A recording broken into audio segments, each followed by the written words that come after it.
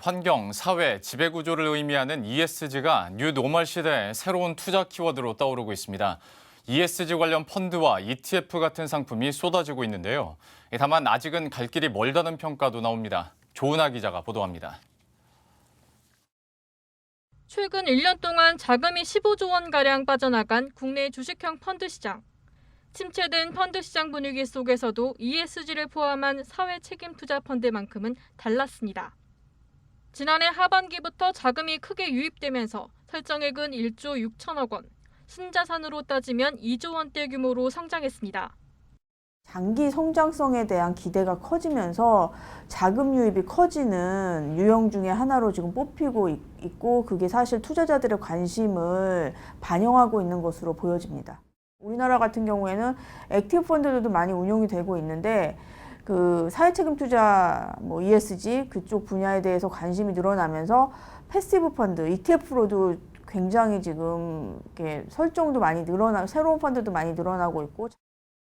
이처럼 ESG 펀드가 새로운 투자 상품으로 각광받고 있지만 인기와 달리 성과는 크게 두드러지진 않습니다. FN 가이드에 따르면 국내 ESG 펀드는 채권형 6개를 포함한 총 40개. 이 중 국내 ESG 주식형 펀드의 최근 1년 수익률은 54.79%, 연초 이후 수익률은 5.42%입니다. 숫자만 놓고 보면 양호한 수익률이지만 기존 주식형 펀드와 비교하면 별 차이가 없습니다. 이는 ESG 펀드 포트폴리오에 담긴 종목들이 기존 주식형 펀드와 대동소이한 탓입니다.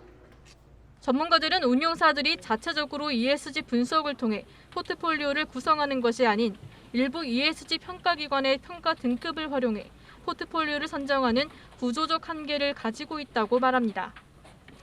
이러한 평가 등급을 이제 기준으로 종목을 선택을 하게 되면 굳이 의도하지 않았더라도 결과론적으로 일반 펀드처럼 대형주 위주의 포트폴리오가 구성되게 되는 결과가 나올 수 있을 것 같아요. 현재 이제 투자 설명서상에 공개되는 정보만으로 좀 투자자들이 펀드 ESG 수준을 감안하기는 좀 어려운 상황인 게 그런 게 좀 문제인 것 같아요. 비슷비슷한 ESG 펀드 사이에서 옥석을 가려낼 수 있도록 돕는 정보도 부족한 형편입니다. 현재 국내 기업들의 ESG 수준을 평가하는 곳은 한국기업지배구조원과 서스틴베스트, 대신지배구조연구소 등으로 이 중 등급 정보를 일반에 공개하는 곳은 KCGS 한곳뿐입니다. 이마저도 저마다 평가 기준이 다르고 공인된 표준이 아닙니다.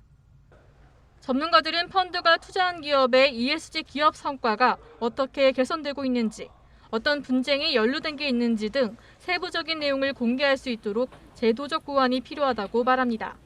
머니투데이 방송 조은하입니다.